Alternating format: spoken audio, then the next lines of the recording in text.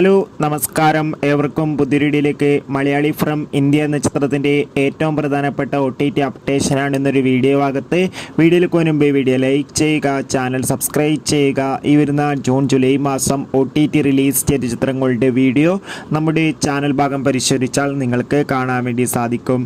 നിവിൻ പോളി, അനശ്വര രാജൻ, ധ്യാൻ ശ്രീനിവാസ് എന്നൊക്കെ പ്രധാന കഥാപാത്രങ്ങളായെത്തിയ ചിത്രമായിരുന്നു മലയാളി ഫ്രം ഇന്ത്യ. ചിത്രത്തിന് ഒരു ആവറേജ് അഭിപ്രായം സ്വന്തമാക്കാൻ വേണ്ടി സാധിച്ചിട്ടുണ്ടായിരുന്നു.